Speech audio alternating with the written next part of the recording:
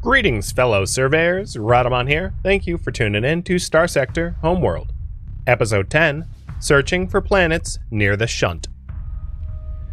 Next stop, we'll go to the red giant. Then we'll go to the blue giant. If I don't even make it in time, like, I almost don't even care.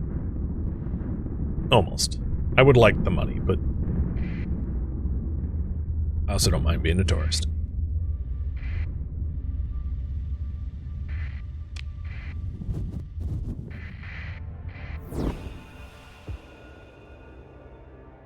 Another Terran world? It looks smaller.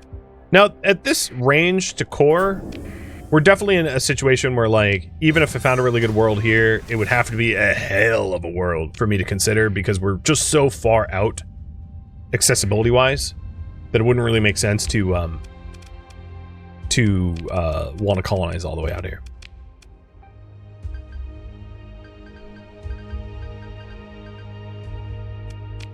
With the caveat, of course, shunts or sleepers.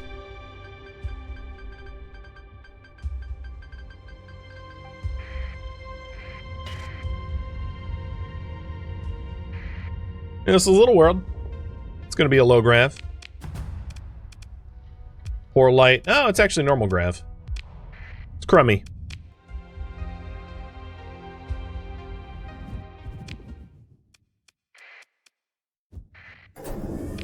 And I've got 48 days. I think I'm still on track.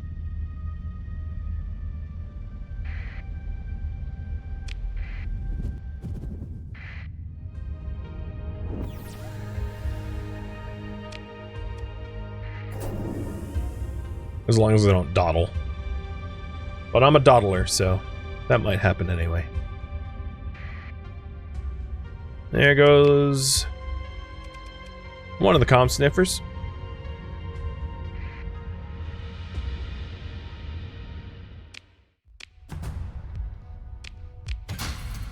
Oh, man.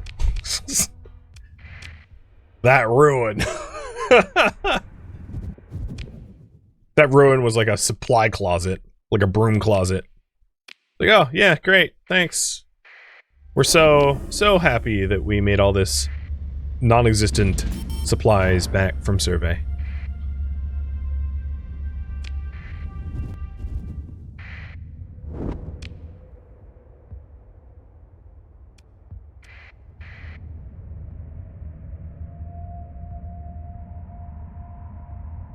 One thing I will note is we haven't yet been lucky enough to find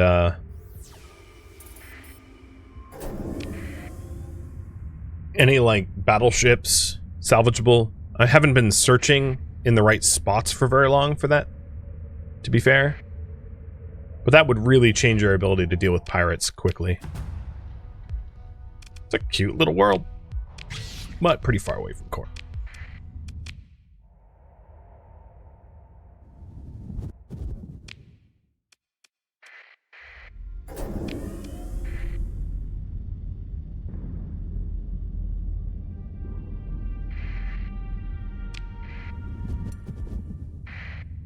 What was the ping here? Okay, just a probe. I always gotta make sure. I don't want to get jumped by pirates.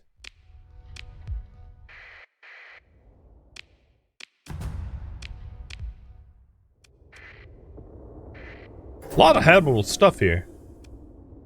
These are all barrens, but we've got 2 arids and a desert. Arid worlds are like, you know, I think of them as like kind of Mars-like. I mean, this has like farmland, so it's even nicer than Mars. It's not like straight up dune. Way more colonizable than that.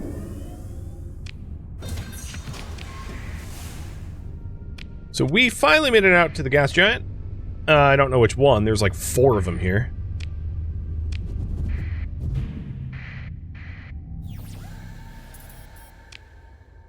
Not this one. So, that one.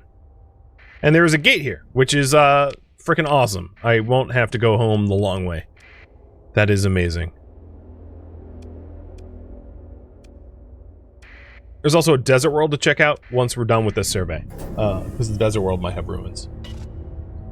In really rare cases, you can find ruins even at, gas giants.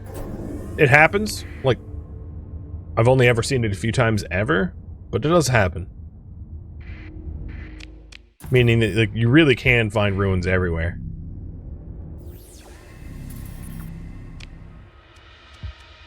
And now we just unlock the ability to get extra hyperspace speed. So the next one is the last one, which is generate our own slip surges around gravity wells. And that one's super useful for like deep space exploration. That's really the ability that matters most. Life finds a way. Well, the ruins in the gas giants, what I would assume that they are is they're old like fuel manufacturing infrastructure that like got left. So it's not like it's someone living on the surface or anything like that. It's probably just like in upper orbit, you know, that hasn't fully retrograde decayed away to the surface or something like that. I don't know. That's my personal headcanon, is like old fuel facilities when you find stuff like that. So one of the other useful things about getting out to this blue giant is we'll have now the ability to get to the abyss a little bit easier, because we got pretty close to the abyss just now. So when we want to go abyss diving, we don't have to make that trip again. Ooh, derelict ship. I think I will take this, even though it's not exactly survey. Just because it's easy to get to in my neck of the woods.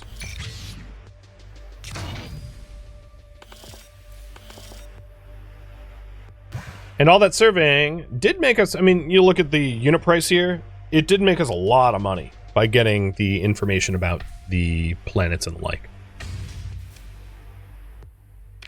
We burn, I mean, some of that money is fuel money, you know, and supplies that we used up.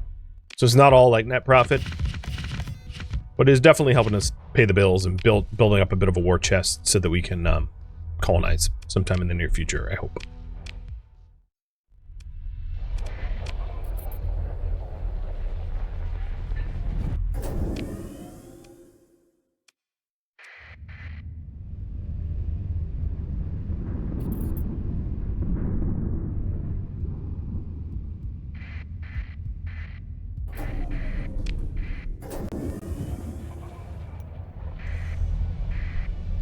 Cheers.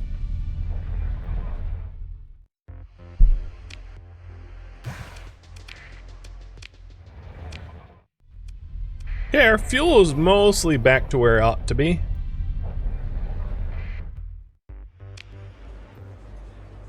Oops, I didn't mean to do this.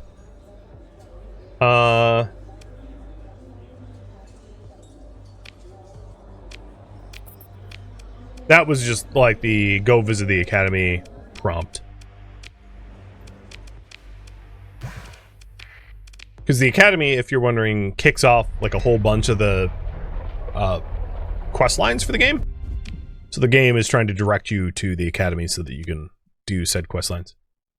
I think there was a gate somewhere in my area. Yeah, the Glacier Gate I haven't actually activated. So let's go activate the Glacier Gate and then get out to that derelict ship. So from here on out, I think I'm not going to intentionally only pick up the derelict ship missions. I'll just like do what I can, where I can. But if there are derelict ship missions that are really convenient, I'll grab them. And I'm not gonna read any of this. This is like the hey, come work for us, and no thanks. Oh right, I forgot I was towing that thing around. Whatever. It's not causing that much fuel. Oh shoot! Go away.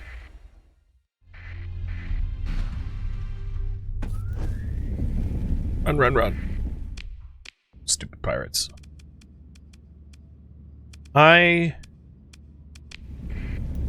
don't actually know where we're supposed to be going here. I'm gonna make some... I just made an assumption because I didn't have the time to, like... derelict ship up that way. Alright, I don't think this was the right gate. I just didn't want to get jumped again.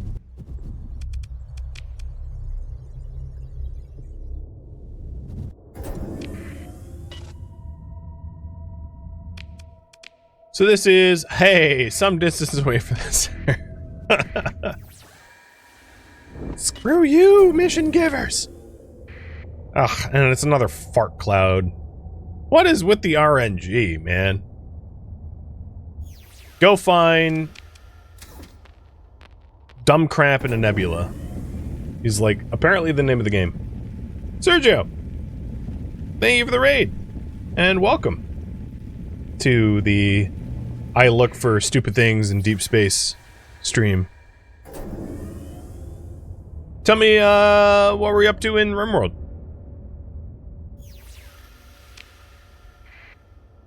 I feel like, even though this game and RimWorld are like nothing alike, they share enough in common that the average person would be interested in both.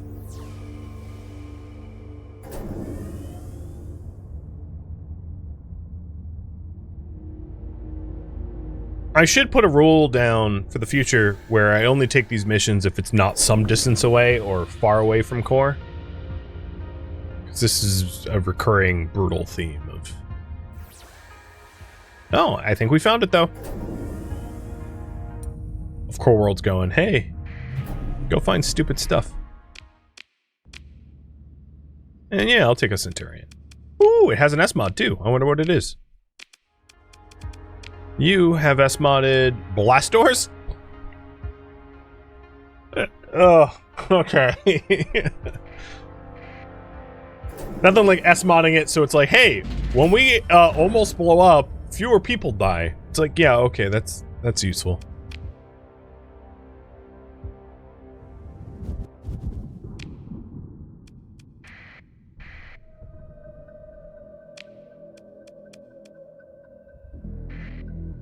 Possibly one of the worst S-mods imaginable.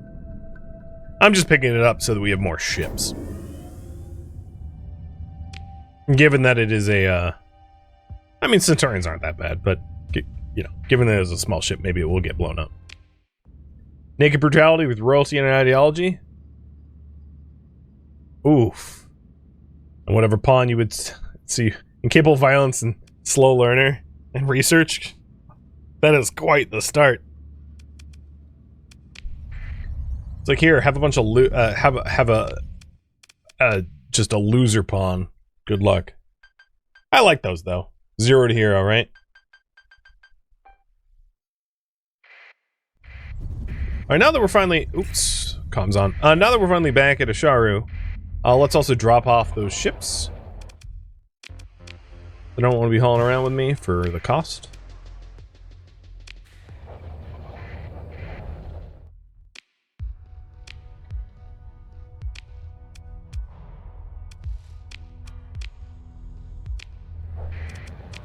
And I'll do another survey. So we'll see about picking up survey worlds missions while also trying to shop around for fuel. Now I feel like if I refit all of the ships that I've salvaged so far...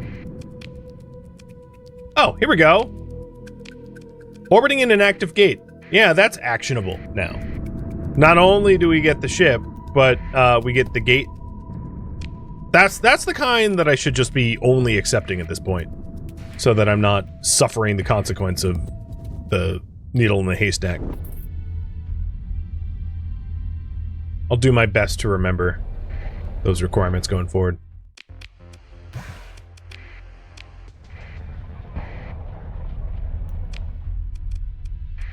Yeah, around the gate's probably the best modifier for those survey missions, because there's only ever one gate and you will always know where the gate is, so it's never like a it's never a you know, you really don't have to search for it at all. You'll know exactly where it is.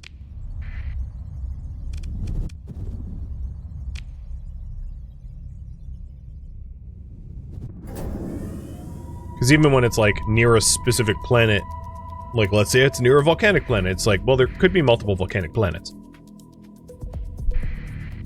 And then it's a gamble as to which one it might be. Oh boy. Alright, comms are off. So, there's the gate. We know exactly where it is. There's also some other, highly likely...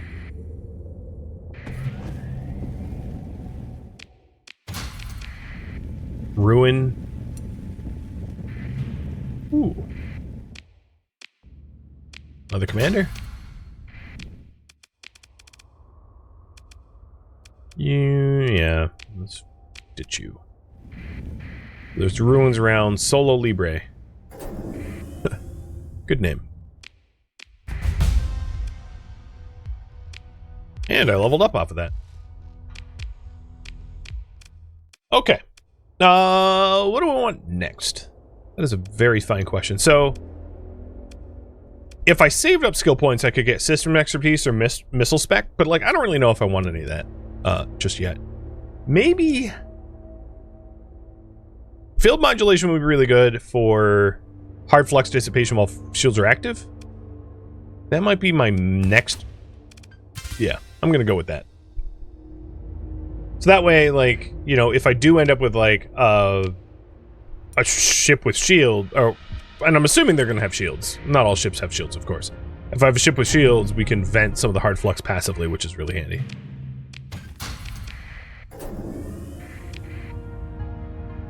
There's also tons of random derelict ships all over the sector so far.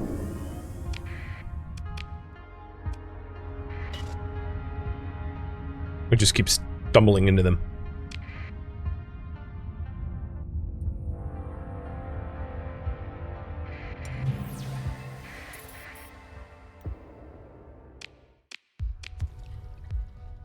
Well, that's a lot of ore. I don't think we're bringing that home. 26,000 out of 2,000. Okay. I'm gonna leave all the ore behind. Cause ain't nobody need that much ore.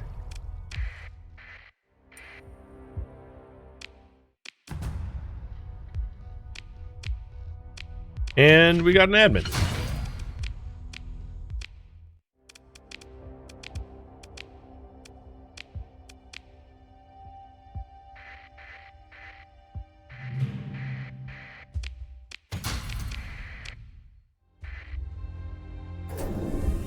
Well, this system's been pretty generous so far. And let's hope that we get a derelict ship off of this pole. Eradicator? I was really hoping for the eradicators. I really like eradicators. When you amass them. Because they're quick and they're swarmy. And they're pretty good,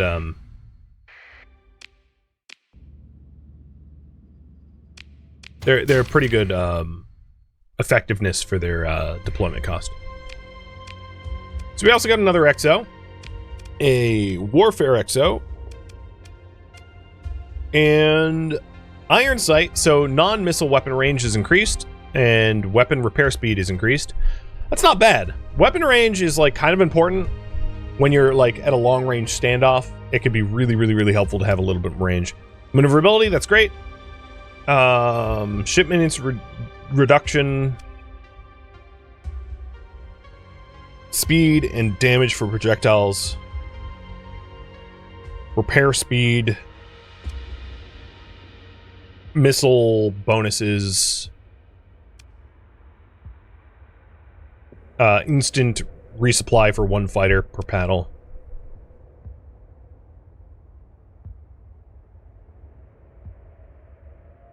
At most, once every 3 seconds per ship, a single hull damage above 500 points has the portion above 500 points reduced by 50%. That's really nice if you're getting hit by, like, Cyclone Reapers or, like, anything super dumb fire that's really hard.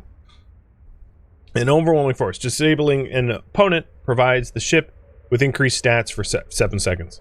Okay. I like him. We'll probably keep him. Because there's not a category that he belongs to, so there might be a use case to have the warfare expert. Plus, he just straight up looks like a dwarf or something. So we'll do a giveaway timer for Mr. Warfare. And trying to, I mean, eventually getting like one of every possible XO to be able to meet whatever whatever needs that we have is a smart and useful goal. I'm just gonna look at the other 3 worlds down here before I go back to core. Oh, what was that? Is that an enemy fleet?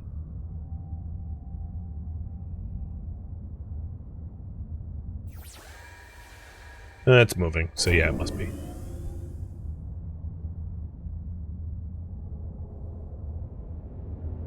Oh, more ruins. Perfect. Seriously? I was trying to get the gas giant scan and the 2 magnetosphere scans, and I got nothing instead. Fine, game. Fine.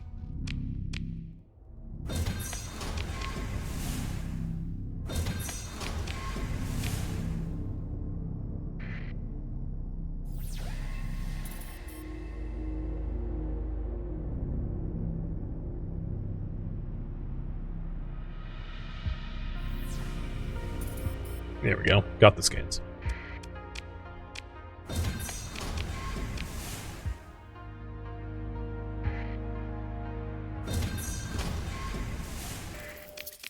Ooh, more Cyclone Reaper.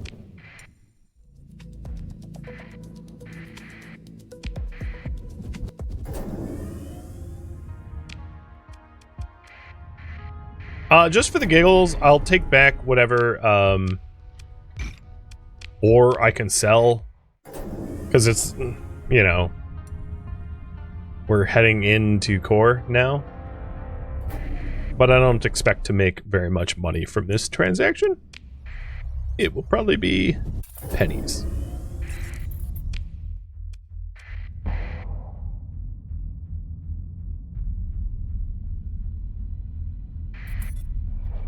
Here, let's see. What do I get for 1,000 ore? Yeah, you can see why I don't bother. That is the equivalent of like, I don't know, like 25 heavy machinery or 1,000 ore. It's very obvious why I'm just like dishing it, or like 1 survey data or something. Like, it's just not an effective use of cargo space.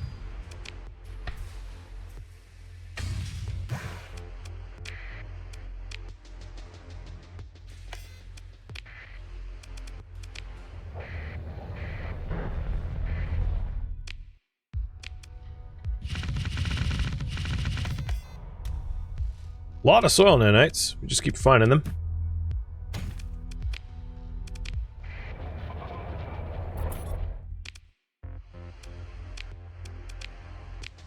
I'm surprised I haven't, like, improved my I mean, I know I'm just, like, small batch given AI to a lot here. A lot Vaughn. But I'm surprised they don't like me more. So I've forked over a lot now. A lot to a lot. Stealing a pirate's weapon cache? Well, no, I shouldn't assume that it's a pirate's weapon cache. It's just a weapon cache. Let's see. You wanted me to do some surveys. So let's fly around and try to pick up a survey mission that might make sense for us to have.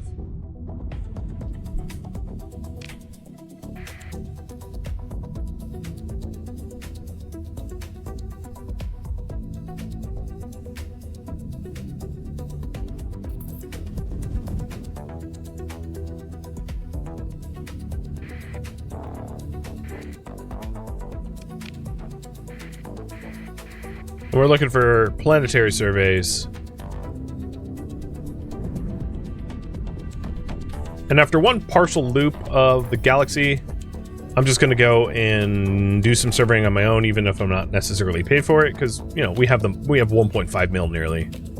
So I don't really need to be making money every time. So that's what I'm going to do right now. I'm heading down to, what was it, Quesh? And we're gonna start surveying What I'd like to do is have all the planets immediately adjacent to the core surveyed. It ultimately really depends on what the factors that we care most about. Where are we adding here? That was for the ship that I put away. What I was going to say is, it really depends on, oh no, that was for the warfare dude. But we already have a Pierogi? No, not as, okay, perfect.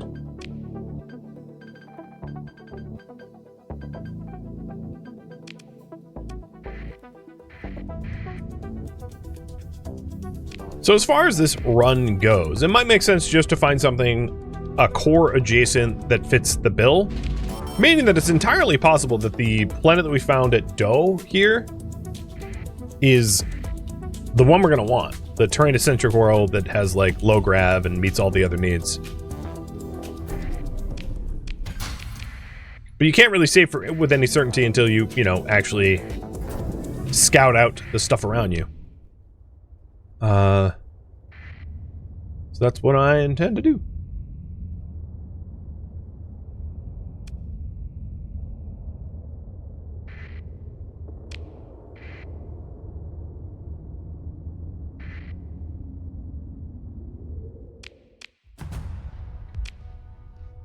Mercury? No thanks.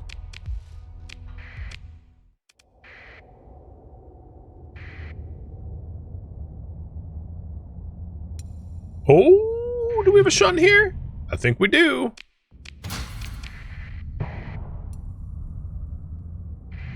We do! So that glimmer there, that was blue giant adjacent, was the tell that there was a shunt. Alright, well that means any system within 10 light years of here would benefit. And unfortunately, Dole is 24 light years away. But what this does allow us to do is to analyze everything within 10 light years of this blue giant as a high potential candidate for a good colony. Because if I ever have the means to clear the coronal hypershunt, which it's worth saying I currently don't, would benefit. So the hypershunt is currently guarded by some super nasty. These, what people lovingly call Doritos, and as you can see, the captains of these ships are like no joke. The exos that they have, the AI exo. So yeah, we are not touching that with an oh god. Yeah, okay, we're disengaging with the vehicle. I had already e-burned to get close to that, and the frickin' pirate took advantage of that.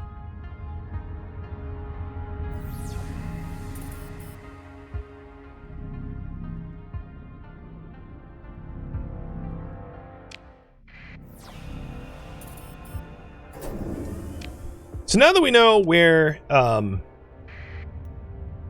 one of the hypershunts are, that significantly changes my priority. I would really like to scout out all the potential colony candidates around here. And that's, I think, what I'm going to do next. So, survey around the blue giant.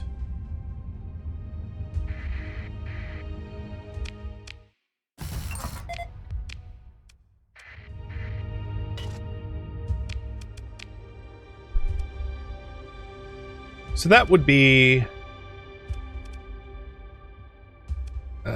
circle about here. And the closer it is to core, the better. So that's what I'm going to prioritize most. And then once I have a full working knowledge of all the systems that are within the sphere of influence, if we ever got the hypershunt up and running, at that point I can have you guys vote whether being around a shunt is worth it or not, because it might not be. It really only benefits you if you intend to super industrialize, and like, maybe we don't. Maybe that's not really ultimately a goal.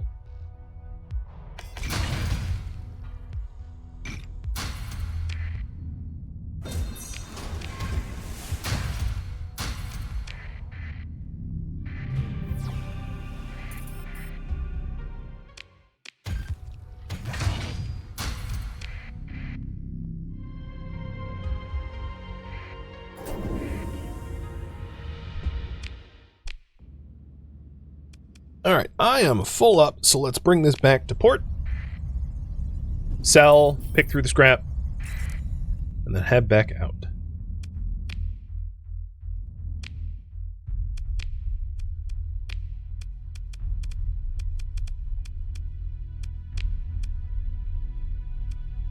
I wonder if this is 10 light years away from there. It's kind of hard to tell. It'd be cool if, and I'm sure there's a mod that does it. I don't care if there's a mod that does it. It would be cool if it was a native function that you could, kind of like how in RimWorld you can measure the distance of a caravan between 2 points without actually physically being at one of those points. It'd be cool if there was something similar for Starsector. So I could tell from a distance, like, how many light years away 2 points are. That'd be nice.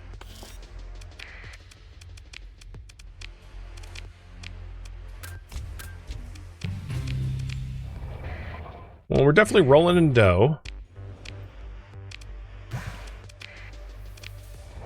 And given that we're likely to be colonizing a breadbasket world, we wouldn't need a lot of, like, initial capital to even colonize that stuff anyway. Because the hazard rating of a breadbasket world is going to be really low, meaning it's going to be... Oh, I should sort my scrap. It's going to be pretty cheap to colonize as a consequence.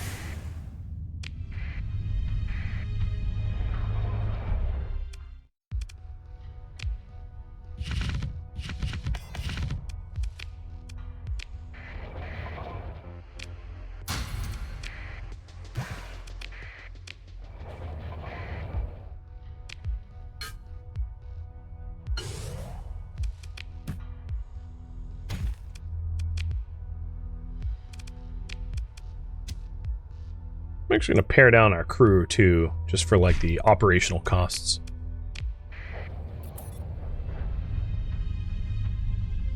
We can survey stuff pretty easily without, like, 1,000 crew. That's a bit too many people. We've been picking them up in, like, derelict ships over time.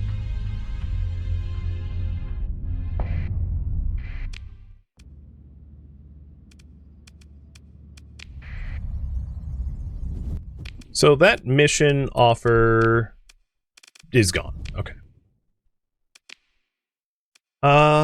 Let's see. So within 10 light years of here, that would be Beta Luca, Delta Archon, Epsilon Archon. Yeah, all of these worlds. Let's start with the ones closest to core, meaning both of these two systems. And then the Tempests and so on and so forth. And maybe with any luck, we find like a perfect Goldilocks world that fits all of our needs. I mean, I'm not holding my breath for that, but it'd be really cool to start investing in Colony sooner than later so that we can start subsidizing our fleet and our activities with proceeds from a somewhat invested in Colony. All right, this does have a very, very bad warning beacon, so I'm gonna go into a nascent gravity well and, like, get in, get out. It has nothing that would be colonized anyway. Because that would be the unfortunate thing, is if you popped into, like, a remnant system and it had, like, a perfect world, which often that happens. And then you're just like, yep, but if I ever came here, I would die immediately. That also happens pretty frequently, too.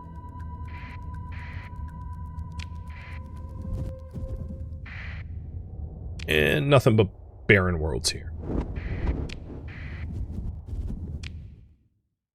Next up, Tempest. So I think the derelict, there was a derelict mission that TriTac was offering in the system I'm headed to right now, Aged, which means I have no idea where the derelict fleet is because I don't have the mission anymore, but the fleet should still exist down here somewhere. So keep our eyes open for it. Gaming Poppy, thank you for the resub.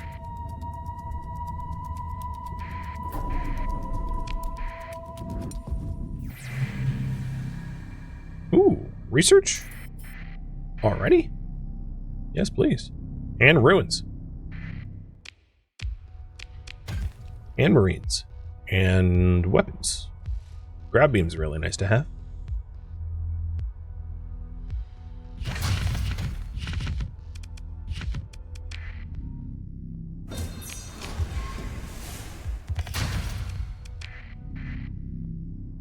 One of my videos made you buy this game? Well, you know, you're welcome. I'm glad you like it.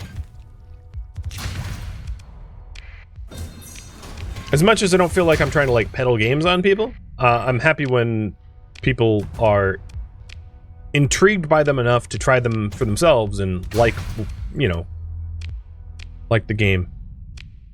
Because it's, especially when it's a game off Steam like this one, because of, you know, the difference, of course, of like refund policies.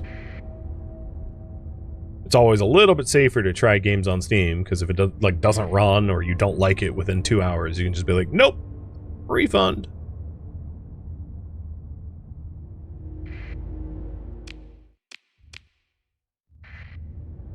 Been there, done that.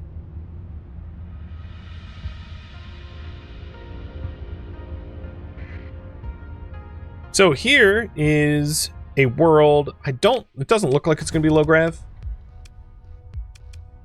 It is not low grav. That's unfortunate, because it is definitely within the range. Oh, wow. Fusion lamp. It's definitely within the range of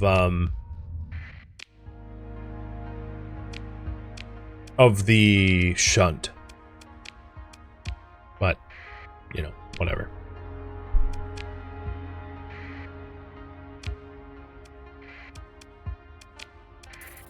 And that lamp might be a good way to appease the pirates.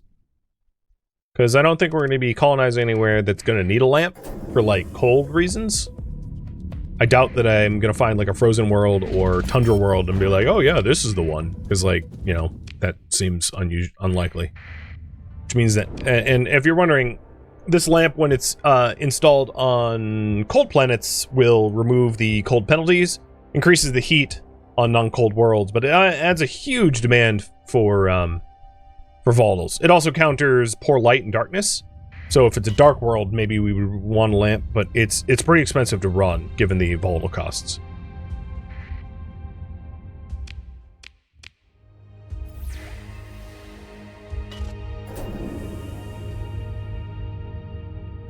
And unlike normal, giving it to Kanta doesn't give me a captive market, because I won't trade with Kanta anyway.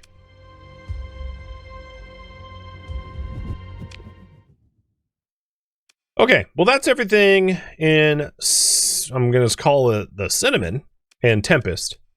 Again, Quesh is where the Shunt is.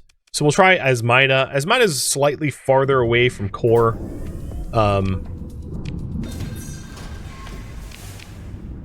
What's not to say that it's not worth searching, because who knows? It really depends on the balance of accessibility. And I'll probably poll for this, but what is the most important factor for a colony? Proximity to core? Proximity to Shunt? Proximity to Sleeper.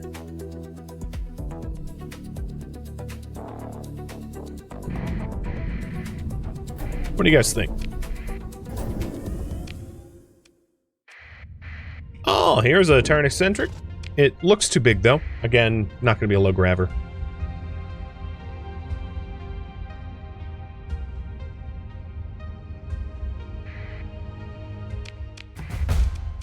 It was a high grav. The very opposite of what we want.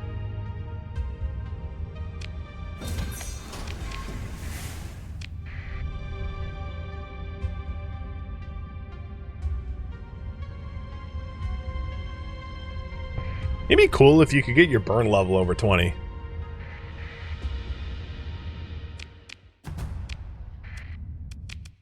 Would certainly help out with the whole, like, moving slow.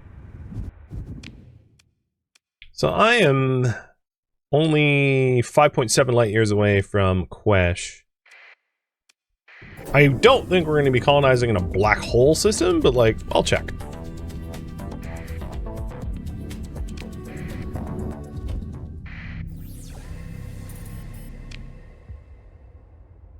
In these systems, it's mostly like frozen. I mean, because there's not a lot of heat coming off of a black hole, so it's mostly like ice giants and frozen worlds. But it's good for topography data. Thank you for tuning in to Starsector Homeworld, which originally streamed live on Twitch. If you have any feedback or questions for me, let me know in the comments below. If you'd like to catch a live stream of mine, Rodamont.com has my stream schedule and countdown timers to upcoming streams. If you'd like to join my online gaming community on Discord, Rodamont.com has a link to it, as does the description of this video. Thank you so very much for watching. Special thank you to my Twitch subscribers, Patreon patrons, and viewers like you that support the channel and made it all the way to the credits. Thank you so very much. I hope to catch you next episode or an upcoming stream. Farewell, my fellow survivors.